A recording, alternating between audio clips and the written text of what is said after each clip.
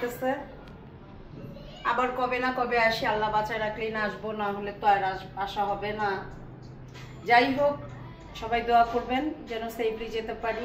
আর খুব মায়া লাগতেছে, মানে কোথাও গিয়ে যদি একদিন 2 দিন 3 দিন থাকি, ওই জায়গাটার জন্য অনেক মায়া লেগে যায়। সবকিছু গুছিয়ে আমরা মোটামুটি সবাই রেডি। আমরা এখানে কিছু লেজি টাইম কাটাচ্ছি, কারণ আমাদের চেক আউট করতে হবে 12:30টার ভিতরে। আমাদের ফ্লাইট হচ্ছে 2:45টায়। এরই মধ্যে আমি বেল বয় খবর দিয়েছি, উনি চলে আসবে, এসে লাগেজগুলি নিচে নামিয়ে ফেলবে। আমরা এখন আমাদের পুরো রুমটা ফাইনাল চেক করব কোনো কিছু রয়ে গেছে কিনা। তার মধ্যে আমি আমার বড় মেয়ের চশমা খুঁজে পাচ্ছি না, অনেক খোঁজাখুঁজি করেছি, বাট কোথাও খুঁজে পেলাম না। মনে হয় কোনো রেস্টুরেন্টে ও ফেলে আসছে। কিছু জায়গায় ঘুরতে গেলে আসতে মন চায় না, এই জায়গাটার মধ্যে অন্যতম হচ্ছে আমার এবারের ট্রিপ। আমি গিয়েছি, বাট আমার আসতে ইচ্ছে করছিল না, কারণ আমার মনে হচ্ছিল আমি আরো কিছুদিন থাকি। এরই মাঝে আমাদের বেল বয় চলে আসছে লাগেজ নেওয়ার জন্য। তো আমরাও ফাইনাল প্রিপারেশন নিচ্ছি, আমরাও নিচে নেমে যাব।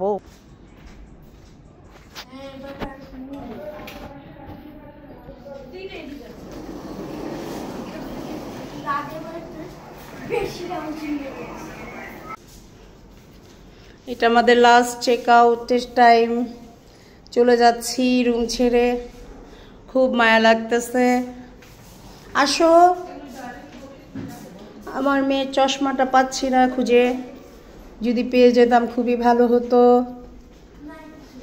আসেন আসেন, চলেন, টাটা, চলে যাচ্ছি। আমরা সবাই বের হয়ে গেলাম, লিফটের জন্য ওয়েট করছি। নিচে নেমে গেলাম। নিচে গিয়ে আমি ওদের কিছু ডিউ ছিল সেটা পে করলাম হোটেলের। পে করে এদের নিচে বসার কোনো জায়গাই নেই, কারণ ওদের এত রাশ টাইম।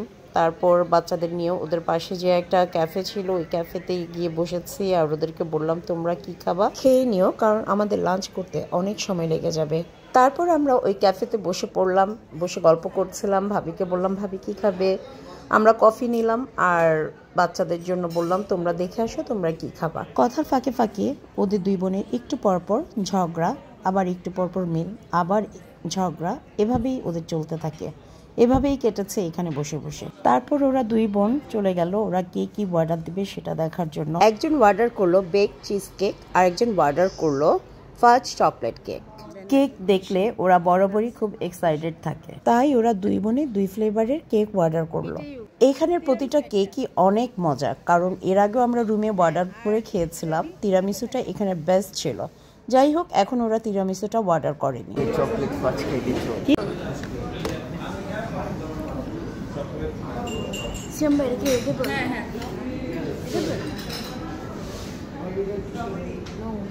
এদিকে ওরা দুইজন আমার ছোট মেয়ের সাথে অনেক রকম প্র্যাঙ্ক করছিল। এই বাটারফ্লাইটা খাওয়া যায় কিনা ও জিজ্ঞেস করেছিল ওর ভাইকে আর বোনকে, বাট ওরা প্র্যাঙ্ক করে ওকে বলেছে এটা খাওয়া যায়। আমার মেয়ে সত্যি সত্যি এটা খাওয়ার চেষ্টা করেছিল। আমার মেয়ে এই কফিটা অর্ডার দিয়েছে। এটা কি নাম ইলমা? এটা কি নাম? আমাদের কফির সাথে ওইটা অর্ডার করেছে। লাস্টে এটা আর ওর ভালো লাগেনি। তারপর এবার চলে আসছে আমাদের বিদায়ের পালা। আমাদের বাস চলে আসছে, এখনই আমাদের উঠতে হবে। তাই লাস্ট একটু ভিডিও করছিলাম সাগরের। আর বাইরের ওয়েদারটা তো আর বলার অপেক্ষা রাখে না। এভাবেই সবকিছু থেকে বিদায় নিয়ে আমরা আস্তে আস্তে বাসে উঠে গেলাম। তারপর এবার আমাদের রওনা দেওয়ার পালা।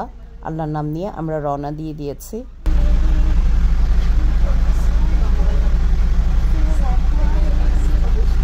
বাস থেকে নেমে সবকিছু কমপ্লিট করে আমরা এয়ারপোর্টে বসে আছি, কারণ এয়ারক্রাফট এখনো আসেনি।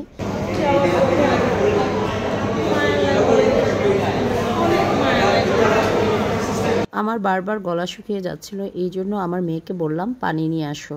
ও পানি কিনতে যেতে চায় না, কারণ কথা বলতে ওর লজ্জা লাগে, কিছু কিনতে গেলে ওর লজ্জা লাগে।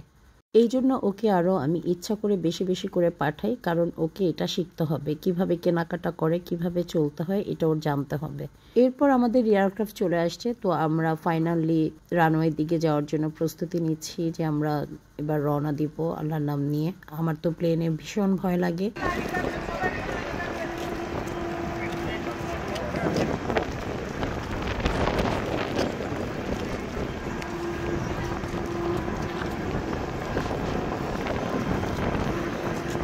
প্লেনে ওঠার ভয় আমার শুধু আজকের না, অনেক আগের থেকে। তার মধ্যে রিসেন্টলি একটা ঘটনা, এই জন্য আমি আরও বেশি ভয় পাচ্ছিলাম। তো আল্লাহর নাম নিয়ে আমরা রওনা দিচ্ছি।